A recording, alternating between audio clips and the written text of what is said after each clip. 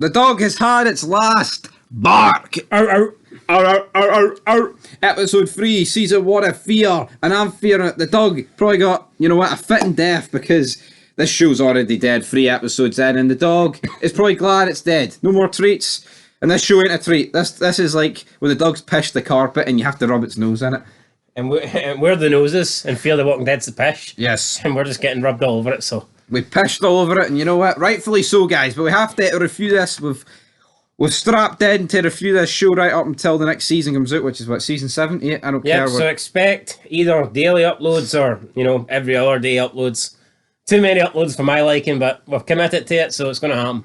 God damn right. Chris looks out the window. And we're monetised, so I mean... Oh, aye, yeah. Chris looks... And by the way, I know it sucks to see a dog die, but at least it wasn't our dog, like, you know what I mean? That's... Yeah, every dog has his day. Needless to say. And on this occasion, every dog... Right, can I get to Chris? Every dog has its death. Aye, and it died, man, and I will get to that when it happens. But Chris looks out the window, the barbers, he sees this guy who has the thumbnail, looking back at us, and then Travis is like, here, I don't like guns, I don't like hammers, and I don't like you looking out windies. And he drags his son away. Like, I think Chris's hate for his father is unjust, but at the same time, Travis is a fucking retard at Well, times. I wouldn't say he hates him. It's dislike. I wouldn't say dislikes either. You can't stand him at points. You get that. I would say it's resentment or something like that. Would you say it's resentment then? Aye. So what have you got towards most of the characters in this show? Absolute fucking hatred. Hatred, because I tell you what, right, we cut the Nick, and see this guy taking all these pills. Oh, I'm in pain. I know he says this later on, but like, why is she constantly giving him these pills? You know what's crazy? Nick's probably the best character on the show up to this point. He's a fucking junkie, and I don't like him. Yeah, I mean, you don't like... I mean, I think it's hard to like people who are just on drugs. Although I would say shows. Daniel Salazar grew on me this episode, so we'll see. Yeah, he's not very good like Salazar, but it is the what best it is. of a bad bunch. Yeah, I mean, we do get the whole flee through the barber shop. We're running down the steps that we saw Travis, Chris, and his wife. What's his wife called? Ophelia? I don't know. Running. We saw that in the previous episode. And then the scaffolding falls right, and it crushes Salazar's wife's leg. And, like, she saw it coming. She looked up, and it just kept on going, and she just kept on looking. Why not move? And I feel like it's horrendous, because we're at the start of a zombie apocalypse, and we're focusing on, like, Portland riots that you would see on the news in 2023. How's that horrendous, mate? They're blending in. Jesus Christ. What do you mean they're blending in? They're trying to introduce it to you slowly. They just don't want to be episode 3 and like, oh, look at this zombie apocalypse. That's so the riots is like overshadowing the people that are actually out. I don't know what planet you're on. Sometimes I really don't. I'm on planet Stasiak, and I'm not a fan of this show. I feel like this show's just done a very poor job of showing the zombie apocalypse at an early stage. But you know what? If you've got a problem with that, if you've got a problem with it, So what would you rather? Just like everyone locked inside at this stage and just zombies roaming the streets? No, but I'm just... it's almost a sieve. Hold on. Look at George Floyd. Fuck me. See if the cops went out and shot at an unarmed person. Do you not think there would be riots? They're zombies, mate. But they... What do you mean they don't know that, man? So you're trying to tell me the entire population knows that the police, the person that police shot, the unarmed person that police shot was a zombie? That's what you're saying? No, because we've seen in the previous episode when he's filming it, they're thinking... Exactly. So why do you think there's riots? Why is it all got to be riots? Why can't there be people fending off zombies? Does it not make sense that there would be... Yes or no? Of course it does. But you're trying to make it as if... Why is it got to be 100% zombie riots? Well, I don't think there is. I think they're supposed to be... As Trev Chan said, we need zombies! I think there's supposed to be a couple of zombies in between them, but we don't really see any. Or at least I never seen any. I was hoping that you could see people riot. Well, I mean, we did see a police officer getting bitten by his teammate in the last episode, but this episode, we didn't really see anything. We just seen people rioting. Why can't We've seen more games of Monopoly than walkers. I think you should see... Why is there not, like, the odd walker that you see among the rioters? And maybe there was, and we just didn't notice it. You know what? But again, I just think that's a poor job. I feel like they could just do better in that department. But, you know, let's talk about Monopoly. And then Alicia comes out with a line of, so hold on, the children's capitalist game. It's like, what are we pushing here? Communism? Would you rather communism, Alicia? Stalin's Monopoly board? Or do you want fucking JFK's Monopoly board? What do we want here? I want Trump Towers. The road to Trump Towers. Why is capitalism made out to be an awful thing? It's not like the alternative's fucking great. You know, I mean, that's like us being broke as shit and bashing capitalism because we're not minted. Right, just because we're not super rich doesn't mean we're going to bash capitalism. Capitalism's actually great. It gives anybody a chance to make it in life. Why would you want socialism or even worse, communism, where you literally, doesn't matter what you do, you ain't going to be better than the average Joe? I don't want to be an average Joe. I want to be better than that. I aspire to be better than that. See, people are weird, man. See, and I get it. Oh, you're the rich 1%. There's always going. You tell me under socialism there would be no 1% either. You tell me all the rich people, all these lefties on the rich hand. You tell me Asia Cortez, whatever she's fucking called, Horseface. She's going to give all her money, and she's going to have as much money as some bum living in the streets of New York City. She talks a good game, but when push comes to shove, even if they did introduce socialism, right, it would be all us, it would be all the average person, it would be all the peasants that are equal and have the same amount of money and same resources. See the people at the top, they would still all be rich. That's a fucking fact. Imagine being... Plus it's failed in every other country, so... Imagine being that stupid, thinking that one day everyone's going to be on the same amount of money. Aye, the wee slaves 9 to 5 will be on the same amount of money. That's what I mean. Do you think all these people that push socialism are going to be... sure, see my mansion, I'll give that up and I'll move in with homeless Jimmy there. Ridiculous, but we're at the hospital. Anyway, enough politics. I know. We just got monetized again, don't we? No. Communism, socialism. It's great. I love it. Great thumbs up. I love up it, just like I love Fear the Walking Dead. Let's go.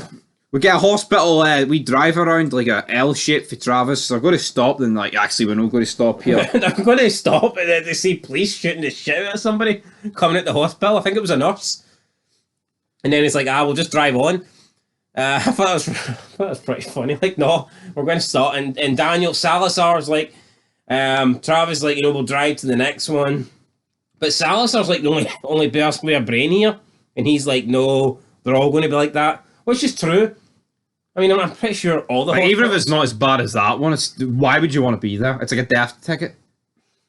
I know, it's like, surely the best thing to do would be to try and go somewhere obscure, somewhere out in the countryside, or go home and, regroup and come up with a plan. The last thing I want to do is be driving about the busy city where all the riots are happening. That just doesn't make any sense. Exactly, but let's talk to the part of the episode not that I didn't like, I just don't really like fucking dog. Well, see, unless it's like a Shih Tzu or a Yorkshire Terrier getting ripped to shreds, I'm all for that, but not a decent dog. Wasn't a fan of this dog getting killed here. I gotta be honest, right? Straight up. I think people like you that think like that are weird. I don't like to see a dog dying either, but, I mean, I don't like to see a good human being dying. See, there's people that say they value dogs more than you. I do question that, like. Now, don't get me wrong, a lot of humans are pish, and I would rather they died over my dog, but at the end of the day, I mean, humans make the world happen, like, you know what I mean? The world is built on humans. Humans invent things. Dogs are just four-legged creatures, and they're great, don't get me wrong, but you get my point here? No, because you're the same person that would happily kill a country if it meant your dog could live, so what's your point? Aye, but that's my dog. Aye, but this is someone's dog. It's not I didn't want this dog to die. No, I don't want this dog to die either, but I just find it weird that some people would be maybe, let's say, more bothered by this dog dying than, let's say, Travis dying. Now, you could turn around and say, well, Travis is a bit shit. I think so, but I think Travis seems like an honourable man. A little bit too feminine for my liking. A little bit too Get under to the that whip. later. But like the dog? For me, Travis dying would at least be on par with a dog dying. No? Am I? Yeah, in terms of the show. Oh, what are you talking about? I'm on about the dog dying. I'm saying it to this point. I don't. The dog dying sad. You can relate to the dog. You have a dog. We don't have a Travis. Do we not? No. No, we don't. Right. I just feel like it's easier to relate to dogs. Like, see if this was a cat getting it, Well, maybe you'd care, but it wouldn't really bother me as much. If it was a donkey, I'd be fucking gutted, like. Anyway, right, the dog hasn't No, died yet. I just think it's a bit weird that people, I don't give a shit if those 10 humans got ate. Oh, but the dog dies and it's like life's over. Right, well, let's just get to the ridiculous stuff here, because, right, they look out the window, the neighbour, Peter, is across the street infected, but they don't really know that, but they kind of know it, but they don't. I don't understand, really, personally. So, Nick lets the dog in, and then, like, 10 seconds later, they look outside, they see Peter, and instead of, like, locking the door, all three of them decide to leave the house. Yep, because the next door neighbours, the trans, not the trans community, or they actually are called they are called the trans. Like, why would you leave a house that's safe? Now, I think they wanted the gun, but did all three of them have to fucking go? I don't know. No, obviously, I mean, yeah, it's kind of, I mean, if the dog's constantly barking back in, they just job the dog, not their dog. I tell you what. No, but if Nick's willing to let the dog into the house... Should not be willing to protect it, I mean... I know, like, what was the point of letting it in? Dog probably would have had a better chance... running about? Because if he doesn't let that dog in and they don't leave the house, then Peter doesn't go into the house. Exactly. So if they don't let the dog in, the dog probably runs away and the dog's still living to this day, but they decide to leave, they go to the trans's house, they get their hands on a shotgun, then they look out the window, they see Peter entering their house, Peter's chasing the dog, and then the next minute... Right. And it's the dog's being... And Nick and Madison were talking before this about, we're not telling Alicia the truth, blah, blah, blah. Right, so hold on. You're leaving your house to go to this other person's house to get a gun. A guy's just entered your house. A dog's literally been killed by the thing, but we're not going to tell what's going on. I know, we just went to a different house to get their gun, trespassing. They could have literally killed you for that. Surely, right. Surely Alicia knows by this stage. She's not an idiot. Like, surely she knows something's up here. Oh, Madison. Yeah, she might not find out. What? There's fucking flesh-eating people coming into your house, killing dogs. You're fucking trespassing into the next door neighbour's house to get guns. Sorry, I didn't mean to botch that though.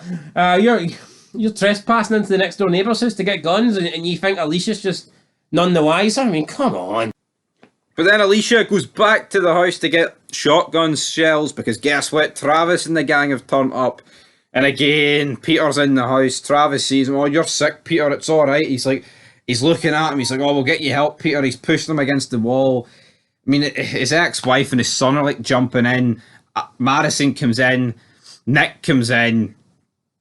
This scene's just a disaster, in my opinion. Because what's going on? Tell us what's going on. What do you mean? What's going on? Well, why is Travis? Why is he so? Right, well, first of all, Travis is like trying to reason with the guy, even though he's seen more than enough here to understand that there is no reasoning with these people. There's obviously something wrong with them. I'm not saying Travis should straight up, like, kill the guy and blow its head off, but he should know that walking up to him, I don't give a fuck if it's Peter or John, walking up to him and like tapping him on the shoulder and be like, hey, Peter, it's me, it's Travis. We're going to get you help. You're sick. That's not going to work. We've seen by now that doesn't work. They've tried this before with Calvin. That didn't work. Look at the riots in town. He obviously knows that the police are shooting people because they're not cooperating. It just doesn't work. So this is really, really dumb. I don't know why they do this in shows where it's like the characters like almost have an idea. And it's like, let's be real. See in The Walking Dead, see once Morgan explains to Rick what's happening. Rick doesn't try to reason with him anymore. Yeah, that's it. At first he doesn't know because he thinks, you just killed that man. But see, once that ain't no man. As soon as Rick realises that, he doesn't take it. He doesn't go out the next day and, hey, I'm Rick Grimes. I'm going to get your help, Officer Grimes. You're sick. Yeah, it's a case of fool me once, shame on me. Fool me twice, shame on you. Yeah, shame on you. So Travis ends up trying to console Peter. Peter is lunging at Travis. He's trying to bite him. They're getting in a bit of a struggle. Madison walks in. You've got Chris there. You've got pretty much everybody there. And then we have Madison with the shotgun shells. He doesn't really shoot. And then Daniel just walks up, grabs the gun, shoots Peter in the face. Peter doesn't die. So then Daniel lines another shot and shoots him again. And then Daniel hands the gun back to Madison. Why does this? We don't know. Honestly, he's the only guy that seems capable of handling himself and the group, so why he would just give away his gun back to her doesn't make a lot of sense to me. And it's like, I mean, what? I'm sure Daniel in his head's probably thinking, well, that's me 2-1 now, because on the way to the house in the car, Daniel and Travis, I guess, were kind of keeping score of who helped who more and stuff like this. So in my leader score card, that's 2-1 Daniel. 2-1. We love a good 2-1, don't we? So I think Daniel is going to take the lead here at this point. But, oh no, what's happening? Alicia's getting chased by Big Susan Trine. And she's getting grabbed on the foot. So Chris hears this, runs outside after he was trying to be sick. There's no like in-depth review of you. First of all, she's grabbing the shotgun shells and she looks over and she just sees feet underneath a door. I mentioned this 10 minutes ago. No, you did not. Do I go back and listen to it? I can't be arsed. That's alright. Well, I did mention it, right? But Chris gets an elbow in the nose for his troubles here after he saves Alicia. I just want to point out, Broken nose. Are you telling me that nose. Are you telling me that you specifically said Alicia was picking up the shotgun shells and she looked and she seen Susan Trine's feet underneath the bedroom door? Or yep. Alright, fair enough. I remember saying it. Okay. I do. So it's alright then. That's alright, you're right. That's all But right. guess what? It's no alright because he's been elbowed in the face and he's took it bad. And well, he hasn't took it bad. She's took it bad. Then he takes it bad. His daddy told him to calm down. Again, it's half a dozen of one, 6 of the other, isn't it? This. Mm-hmm. I don't understand what this problem is, but he storms off. Travis then grating about what's going on. It's all well, got his to him. problem is he was trying to help and he got elbowed in the fucking nose. Very true. Very true. Nick though says, "Oh, they're not sick. They're dead." And then Travis is like, "Why would you say that? Why would you say that, man? Why would you say the truth, Nick? Why would you do it?" And then Travis, just to make himself even worse, hugs Madison in the most feminine way possible inside the house. No, he rests his head on her like chest. It's kind of like a hug though. I know, but it's pathetic. Oh yeah, well it doesn't matter. Rest his head's hug. It doesn't matter what the action is. He's the man. He's the one. He's supposed to be the dominant one, the provider, the protector, and he's like resting his head on Madison. There's only one man in this house, and it's fucking Daniel. Yeah. I mean, Madison's second place, but I mean, it's not much of a podium, is it? No. Podium's pretty much non-existent, but Griselda's foot, she's taken half of the meds, pretty much, that belonged, well, I say belonged to Nick. I mean, I guess they stole them at the end of the day, but yeah, she's had to take them for her leg. So Madison, wants to leave right here, right now, but Travis like, no, morning is the right time. And you know what? I actually agree with Travis, because guess what? I think leaving at night, when you can't see what's in front of you, is a death trap in this current unknown situation, isn't it? It is. So I don't understand why there was such a big deal with this. But by the end of the episode, with hindsight, at least if you left at night, you would actually manage to escape. So, well, that's very true. But again, he takes out the body to bury, because guess what? You're going to have to deal with Big Pete, Trav, if we're staying the night. So it's alright, we're safe. But the Salazars are in Alicia's room. I see his leg. It's going to, her leg. It's going to have to go, isn't it? Doesn't look good. Is Daniel delusional here, or does he actually think her leg will be alright? Or is he not willing to see the possibility that he might lose his wife if he doesn't get a doctor? I just don't see why you would lose your life over something falling on your leg. That's what happens though. Like your body shuts down, like it would go to your heart. I remember in The Walking Dead, that's what happens to Aaron. That's how he loses his arm. It gets crushed, and you have to cut it off, or else, yeah, your body's weird. It's weird like that. Maybe you should have done a bit more. Maybe you should have done a bit more biology. And then his ex-wife confronts his current girlfriend, and Madison's just not answering here, and she thinks she's the dog's bollocks, drinking this cup of water like it's a quarter of Jack D, doesn't she? Yeah, she's looking out at Susan, and then she tells, what's her name? What's it? Lisa. Is that Travis's ex, isn't it? Aye, Lisa. She tells Lisa, look, if that happens to me, you got to be the one to put me down. Travis can't do it. She's probably right about that. Probably Travis can't fucking do it. And it's like, I felt like Lisa, this was weird. I felt like Lisa was the one trying to make conversation with Madison. She was trying to make amends with Madison, but like, didn't Madison kind of steal her husband? So I don't know. Well, we don't really know how that whole situation played out, but yeah, at the same time, this just felt pretty weird. But the next morning, Daniel is teaching Chris how to load a shotgun, explaining how there's different ammunition. And you called it. You knew Travis was going to walk in. As soon as I seen this, I thought, you know what, Travis is going to walk in here and be pissed off that he's showing his son how to use a gun. And I could understand it. See if Chris was like Carl's age in season 1. I get it. I think that is up to the dad. But even then, Chris can't be that far off 18. No, absolutely. I mean, he can't. He's got to be 17, 16 at least. Minimum 15. No, I don't think 15 at all. I don't. He's older than Alicia. If you're 13 or over, you should be able to carry a gun in this situation. It will save his life. He wasn't getting. He was like kind of just teaching him. Exactly. But Travis, you know how my situation about guns. I don't like them. Well, guess what? Get used to liking them. As Claymora would say, AKs and shotguns, because you're going to need them.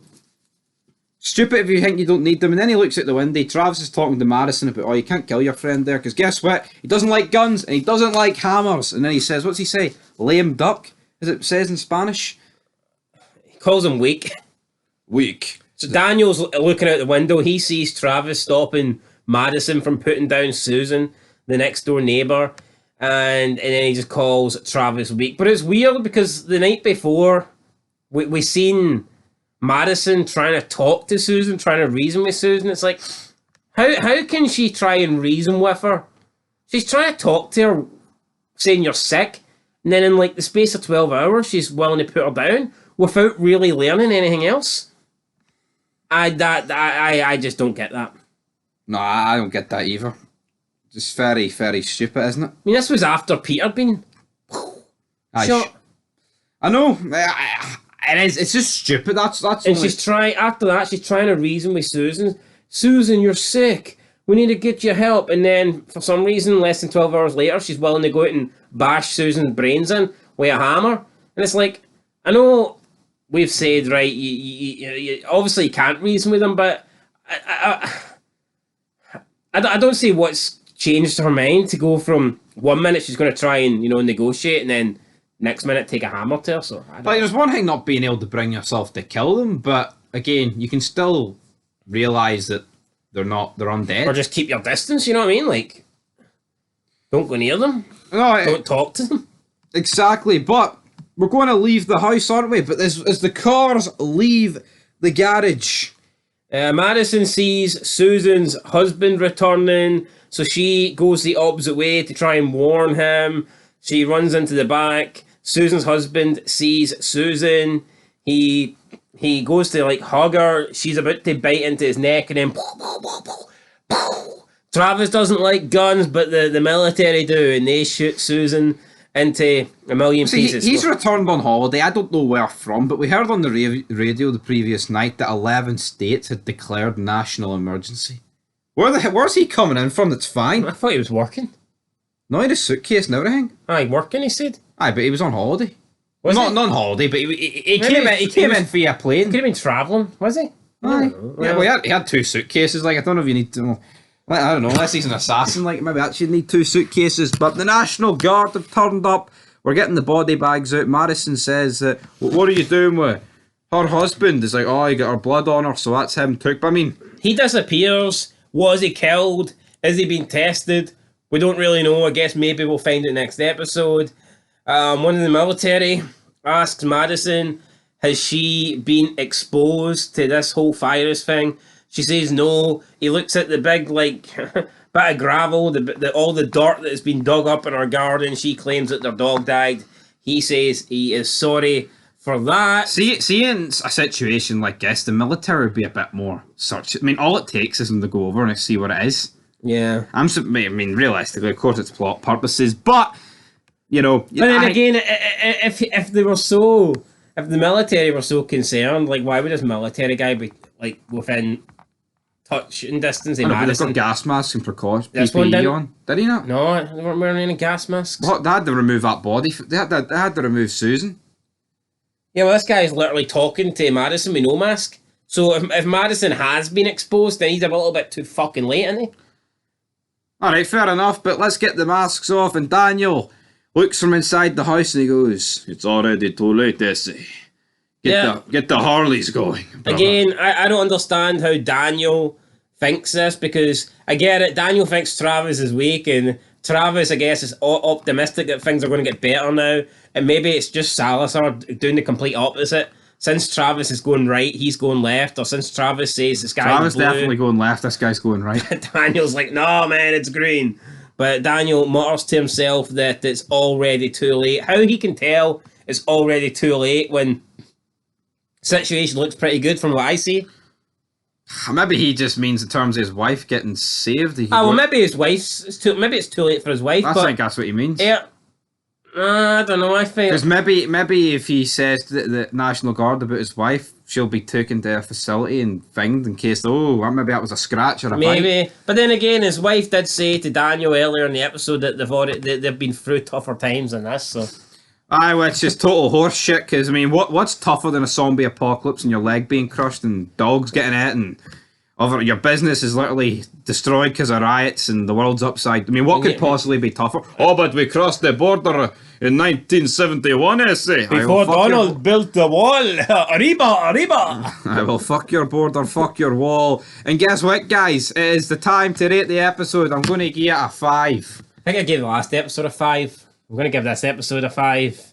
It seems like a 5 show until you get to season 3, where it probably becomes a 2 out of 10, as Bret Hart would say. Here's the problem. It's not. I don't think it's awful. But it's going to get awful. But it's not good. I'd say right now, the cast of characters is as good as it's going to get. Yeah, I can't imagine it gets better. Oh, season 4, look at all these amazing characters they've brought into the show. See, that's the bad thing. The Walking Dead starts out with a good cast. Then gets worse. This starts off with a pish cast. Yeah, and has to get worse. So. Yeah, exactly, 5 guys. 5 out of 10. That's it, guys. Catch you in the next one. Peace.